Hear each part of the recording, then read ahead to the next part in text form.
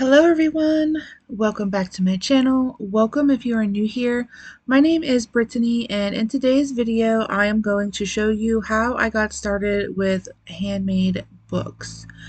This is a demonstration of how I used to make books when I was a preteen, and it was my humble beginnings with doing anything related to books.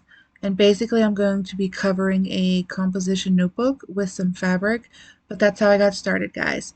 I know it's not like stitching signatures or gluing spines and attaching front and back covers, but this is my first introduction to making books.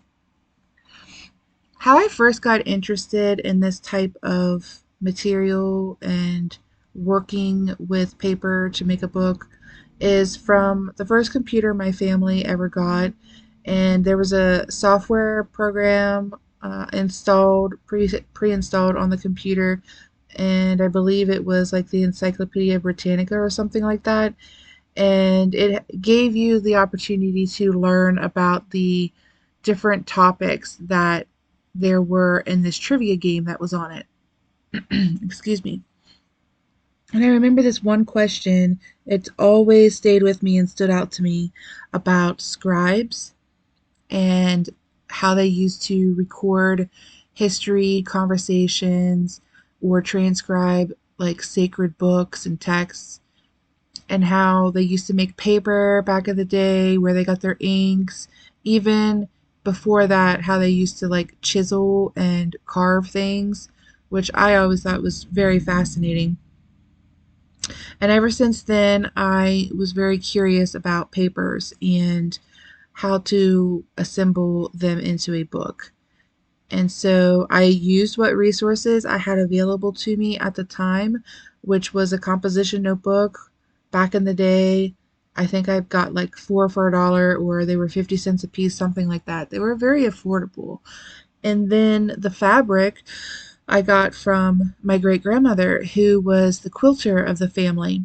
And she always had spare pieces of fabric that, wasn't enough for a project, or that she no longer had use for the pattern, and rather than recycling them or getting rid of them, she would let me pick what I wanted. And I would always go for the ones that had like little petite floral patterns. I know, no brainer, right? I love my flowers. But I would use those bits of fabric and cover composition notebooks. And then what I would do is I would take them out to kind of like a vendor's fair, where there were steam engines that were being showcased. And my family, the women in my family, ran the women's auxiliary. And inside the women's auxiliary building, there were like craft vendor tables, and that's where I would sell my books. I think I sold them for like $5 a piece, which that was a good amount of money back then. But um, I didn't sell all of them, but I did make some money, so that was a good experience. And then from there, I've just always liked journals and letter writing, stationery, different types of methods for personalizing and customizing my writing utensils. And so I did another video on this channel where I showed you guys, it was like a throwback Thursday type video where I showed you how I used to decorate my notebooks in school. And this is kind of like similar, it goes along those lines. And if I were to make this book today, with the skills that I have picked up in bookmaking, I would definitely do it differently. But for the sake of answering my friend's question who asked me how I got started in bookmaking, I'm going to keep this as close to my original process as possible. And to do this, I used to use like popsicle sticks or my fingers, and then I used to use Aleene's Tacky glue. I would not use these materials today if I were making it today. I am using a silicone brush because I don't have popsicle sticks at the moment, but otherwise this process is pretty similar to how I used to do it. And this glue is a pretty good glue. I don't really want the rest of what's in this bottle because it's a little old, so I'm going to recycle it when I get done with this book, and that's why I cut the bottle in half. But what I'm doing is I'm just loading up the front cover, and I'm going to do this on the spine and the back cover as well, so that I can have a good base for that fabric to stick to, because this particular fabric I'm using for this project is left over from a curtain, a blackout curtain, and the underside that I'm going to use to stick to the book is a little silky or smooth, and I want to make sure I have enough glue on the book for it to dry. A couple tips that I can give you if you want to try this project and make your own book like this is this type of glue takes a good amount of time for it to dry. So I don't want you to like go into this thinking that whenever you get the cover and everything put on how you want it, that you'll be able to like go into the book and start writing. You're going to want to let it dry overnight, possibly 2 nights, and you might even have to press it, especially if you use a lot of glue so that the cover doesn't become warped. And so to do that, I take a clear plastic sheet and I just lay that over top of the book and under the book. And then I put like a book board or a thick piece of cardboard on top of that, and I put a sad iron on it. You could also use a brick or a block, whatever you have at your disposal. And then also another tip that I have for you, besides, letting it dry a good bit, is to use a really dark or thicker fabric. And I say this because you don't want the composition notebook pattern to bleed through your fabric. When I made these when I was a preteen, a lot of the floral patterns that I got from my great grandmother were on like a white or a pale pastel colored fabric, and sometimes the pattern of the composition notebook would bleed through that. So that's just another thing to keep in mind. How I'm going to show you to make the corners of the book is how I used to do it in my preteens when I first started this, but today I wouldn't do it this way. And to get a cleaner corner, what I recommend that you do is to cut several sections of your corner in a fan type uh, pattern. So going out from the corner of your book, you'd want to cut making like the blades of a fan so that you can fold each one in, and that'll give you a more smooth curve on your corners. But that's not how I used to do it when I was a preteen, and again, I want to keep this as close to that process as possible, so I'm just going to show you how I did it then. And then something else that I did today that I didn't do when I was originally making these back in the day is I used fray check. You can use fray check if you want. It's not required, of course, but for this particular fabric, I thought it would be good to use because when you saw me cutting it, you could see how easily it was coming apart. And I just believe that's because of the type of fabric that it is, the material it's made out of. So those are my tips. And then also use very sharp scissors. If you notice, earlier in the video I had a different pair of scissors and I switched them out for my fabric scissors because they just weren't getting the job done.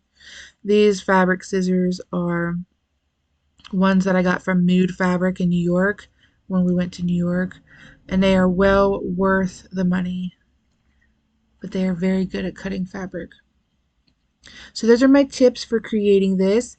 Some things that I might do that I didn't do before in the past are I think I might take this a step further with personalizing it.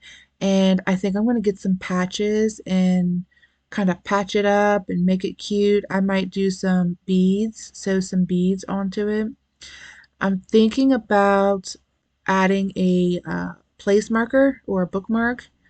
I haven't decided if I'm going to do that. I have some teal cord, leatherette cord, left over from a previous project, and that's why I kind of thought it would be cool to add that in. So those are kind of my thoughts of some things that I might do today that I didn't do back then. So while I finish this, I thought I would just talk to you guys as the video plays out, give you guys some updates on what's going on in my life, and just kind of have a chat. And so the first thing I wanted to mention was give you guys an update on my summer classes. They're going very well. I did have a little hiccup with my schedule. I had to switch from my astronomy class that I was so excited for and go into a different one. Um, I'm not really surprised by that anymore, guys. Like every semester, there always seems to be a problem with the schedule. So I don't get bothered by it anymore. I just look for a different class. And then the class that I replaced it with is like a prehistoric art history course, which I'm really liking. I spent a good amount of time yesterday working on the materials for that because I had an exam. Excuse me, I know already, like classes just started and I already had an exam. But I did well, I passed, and I learned a lot. So I'm really looking forward to the content from this week. And then my other class I was working on before I recorded this video for you guys. That's why it's up a little bit later. And I got my assignment done for that. It's a really interesting class. It's that selfie class I was telling you guys about, the selfie portrait album class. And today's content was just really thought provoking. I really liked it because we were talking about like selfies and the self portrait and how that like came about historically, like the evolution and influence of technology on that and that form of art, and like how people express themselves through self portraits and selfies. And I thought, oh, that is so appropriate to talk with you guys about today because I recently went forward with a decision that I had been contemplating for a while now, and that is rebranding or renaming my social media handles. And if you've noticed, my YouTube handle is pretty much the same with the exception of the inclusion of an underscore, and that is so that it can be uniform with my new handle on Instagram. And rather than have my YouTube be for where I create all things other than books, which is what I originally discussed with you guys that I was going to do, I'm now going to have my Instagram include the content or some of the content that I do on my YouTube channel, which is everything else besides books. And that's because I've spent about a year and a half now, a little over a year, learning different ways to make handmade books. And I joined a club, I took a couple classes, I did some tutorials online, I did some Skillshare, I think I went on at one point and learned a book from there. I did like some Instagram or Pinterest, sorry. I learned some books from Pinterest, I think. And I just was going through all these different places and avenues for how to make books, and I made a lot. And I've kind of been running out of space to put the books I've been making. So I was talking to one of my pen friends about this recently, about how like my challenge that I'm going through right now is like letting go of the things that I create, because when I make a book, I just fall in love with it and I want to keep it. And so I've been working on it. I'm getting better at it. I've started to send some of my books to my pen pals. And what I've decided is I want to start filling those books up. And one of my goals is to fill my hope chest with all of my journals filled. And if you're not familiar with a hope chest is something that girls used to get when they were like preteens. And as they matured into young women, they would gather things that they would take into their marriage. So they might have a wedding dress from a parent or grandmother that they would put in there, or they would have like a dish set, or maybe like a bedspread or bed suit that they could take into their new home, and they would just fill it with everything that they were going to need for that next chapter. And I got my hope chest from my great grandmother, where the same one that I used to get all my fabrics from. And I love every time I open it up, it still smells like her. It still smells like all of her fabrics and the quilts that she used to store in it. and I love it. So I want to fill it with my journal so that all my journals smell like her. Just such a great memory. And I thought, I want to start capturing this on my Instagram.